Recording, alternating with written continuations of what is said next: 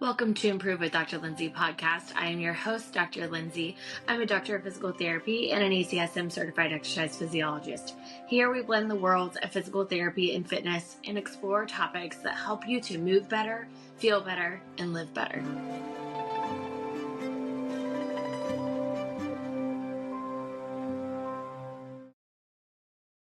Hello, everybody, and welcome to episode number 5. Today, we're going to be discussing core strength, why it matters, how it impacts your daily life, and how you can simplify it. So I just want to start with some very wise words from my 9-year-old nephew that he said when I was teaching him some core strengthening exercises. And he said, it's called the core for a reason. And you know what? He is so right. That has stuck with me ever since he said it. And I use it all the time when I'm treating patients.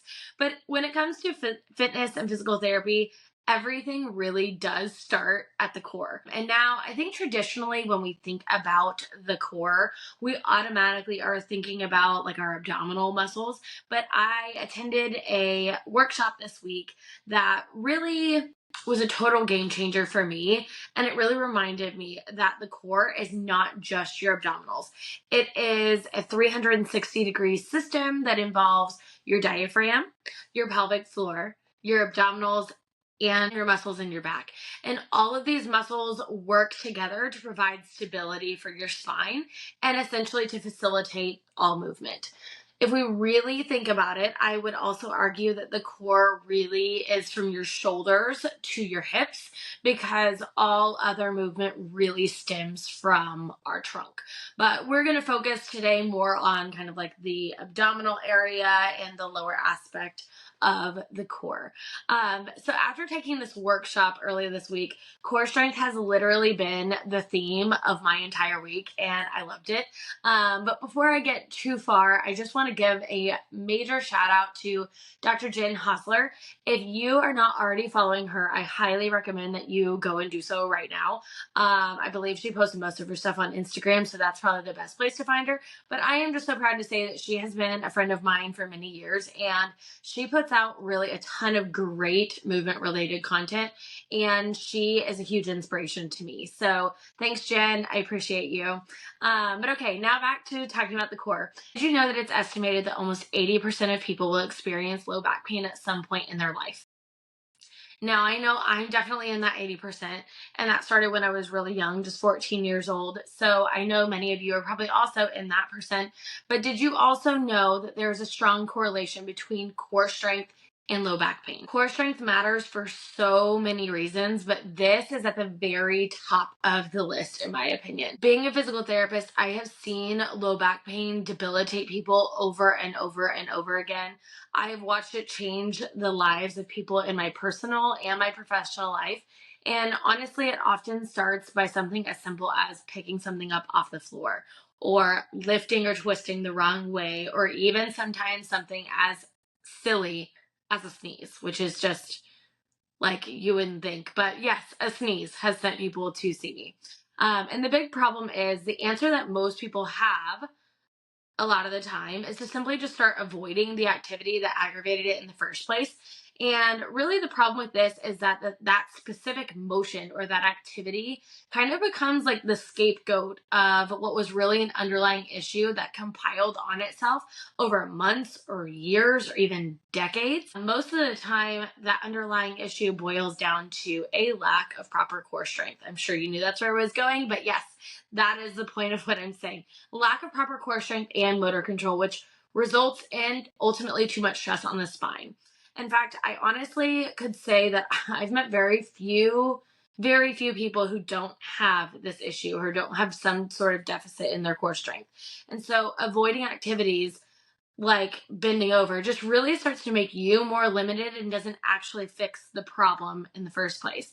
And most of the time, the activities people start avoiding are actually the ones that are really important for their normal daily function, whether they realize that it's important or not. All right, so if lowering your risk of low back pain isn't reason enough to care about your core strength, then let's talk more about how core strength is integrated in all your daily activities. So things like being able to walk or even just stand upright, Essentially your core should be working at all times unless you are physically lying down and sleeping. Even laying down and like using your arms still requires some effort from your core. So something as simple as sitting down and reaching your arm to the side, your core is having to stabilize so that you can even be able to move your arm. In fact, before any limb moves in any direction, there is first a co-contraction that occurs in our torso to allow for that movement to be performed. So you can kind of think of it like a base of sorts from which all other movement stems from. And this is a big reason why pain in this region is so debilitating, because when you injure something like your wrist, you can just avoid using it, right? Or your shoulder, you can just put it in a sling and avoid using it. Something like your knee or your ankle, you have an opportunity to use a walker or a crutch or something to get the weight off of it. But the only way to completely avoid using your core would be to lie completely still in a bed. So these things tend to impact our life even to a greater extent. Okay, so now we know why core strength is so important, but now let's talk about why people don't have a strong core in the first place and why this is such a common thing that I see as a physical therapist. So if we just start by looking at the nature of our society right now, there are so many reasons for this aside from just not training enough. We have a negative feedback loop of inactivity, stress, poor nutrition, and obesity, and they just keep feeding each other over and over again in this negative cycle. And most of us, even people who are in an active profession like me, still spend a huge chunk of our day sitting at the computer. And for most people, you're sitting at the computer probably all day. And then on top of that, we're being pulled in a million different directions with even more things going on around us that are causing us to be distracted, or it's just, we have so much at our fingertips now. We're expected to be able to accomplish so much. And all of that leads to stress.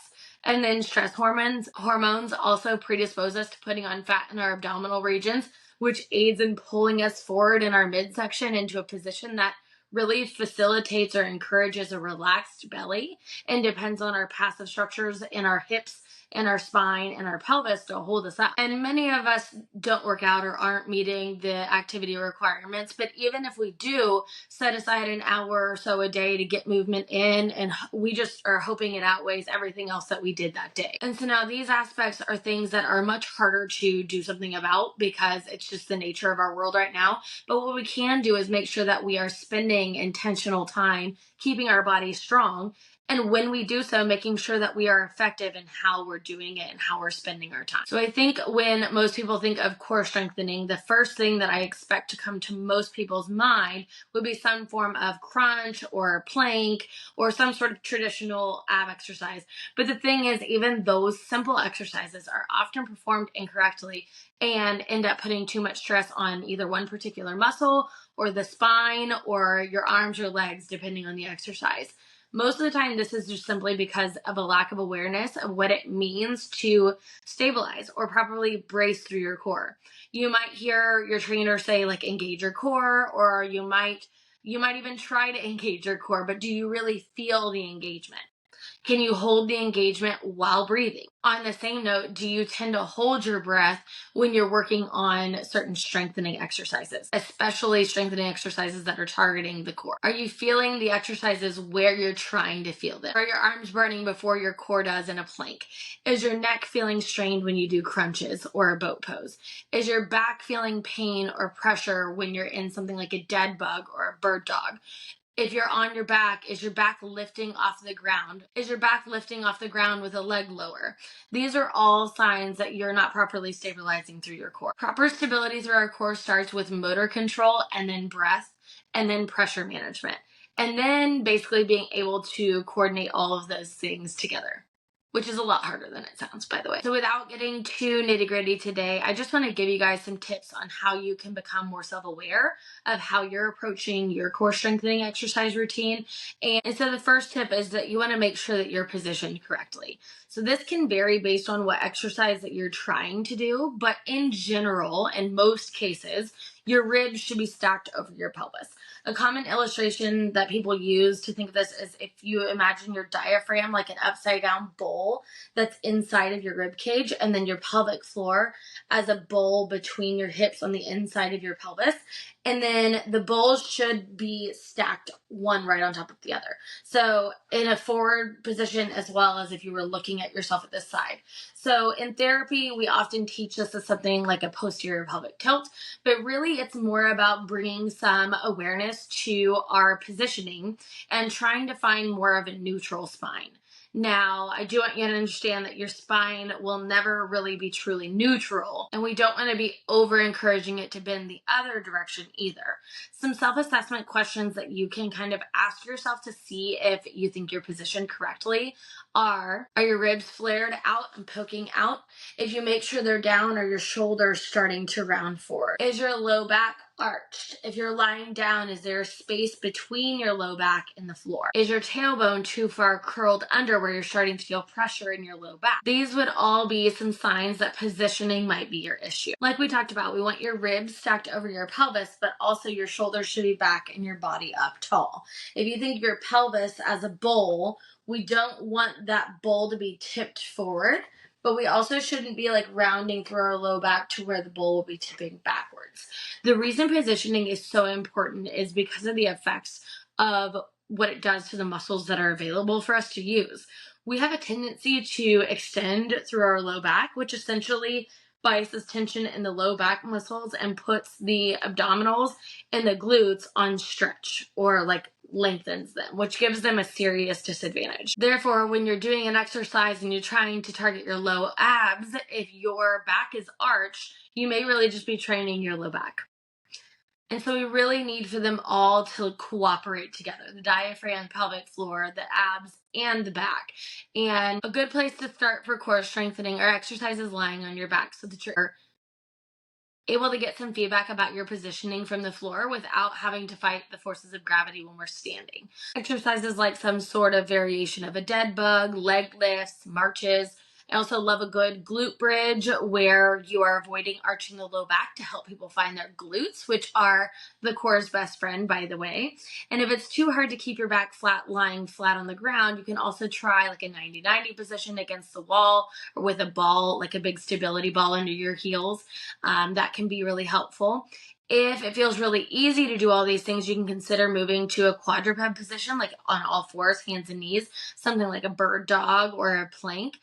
Make sure when you're planking that you still think about the ribs being stacked over the hips and keeping everything kind of in line and like a tabletop position, because you won't have any feedback from the floor now, so you're going to have a little bit more awareness when you get there.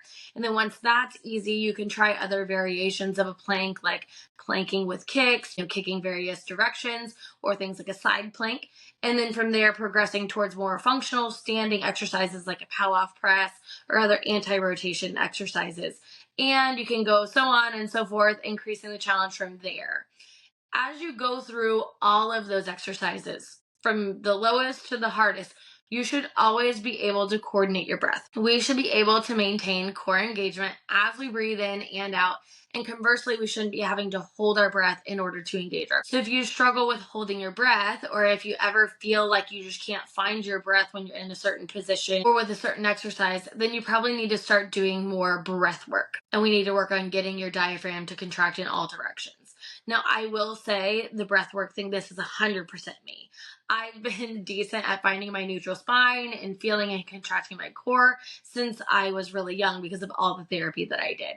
My journey to becoming a therapist started after getting hit by a car when I was 14, and all my problems were my mid and low back. And so we did a lot of core strengthening then. And then at 21, I ended up back in therapy over a hip problem, and hips and core are also very related. So we did more strengthening then. And then finally, after becoming PT at 28, I had to see a pelvic floor therapist to treat sacral torsion, which was essentially the result of the other two issues. And so basically I had to do a lot of therapy, and I recovered from all those things and then hit a wall with being able to progress my exercise routine again. And so I've always struggled with coordinating my breath while doing almost any exercise where I was trying to integrate my core. I learned how to breathe to like facilitate my core, but then I struggled with holding my breath or losing my engagement as I try to breathe in. And then until recently, I never even understood why anyone used their breath during exercise, like how people would say to exhale during the difficult phase of an exercise and inhale during the easy phase. I just never got it. I would instruct it, but my body just didn't understand it. Even in yoga, I remember just going through the poses, fighting to breathe. I could never find my breath and coordinate it with movement like they instructed me to. And so I tried over and over and over again. Like I said, I've instructed it. And then I just kind of started to overcomplicate things in my own body. And that's really what landed me in Jen's workshop, to better my skills for myself, but also to be able to learn for my clients so that we can overcome those challenges with them. All right, so now we talked about position and we talked about breath. The last thing we're going to talk about today is learning to control pressure and coordinating it all together. And it gets a bit more complicated, so I really just want to keep this super simple for now. When you are thinking about engaging your core, you should be able to create equal 360-degree pressure around your torso. You shouldn't feel only one muscle contracting or feel any excessive pressure in any particular area. So if you're only in tune with your rectus abdominis, your six-pack muscle, or your obliques at your sides, and you never really feel deep engagement, then you likely need to learn how to connect with your transverse abdominis and your multifidi, which essentially make up a corset-like shape around your abdomen. And then from there, learn how to contract or engage all of your abdominals together while coordinating it with your breath and learning to control your intra-abdominal pressure. So it can be a lot. All right, so in conclusion of today's episode, core strengthening is not just about having defined abs. It's about building a solid foundation for every movement that you make. From walking and lifting to preventing back pain, your core plays a key role in keeping you strong, stable, and pain-free. Remember to first position yourself correctly, stack your ribs over your hips. 2, engage your core with breath.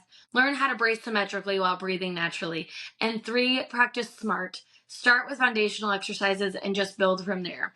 If you've been struggling with back pain or you just feel disconnected from your core, you are certainly not alone, and that is what people like me are here to help you with. Core strength requires practice, awareness, and the right approach. Thanks for tuning in to today's episode, guys. If you found this helpful, please subscribe, share, leave a review, give me feedback.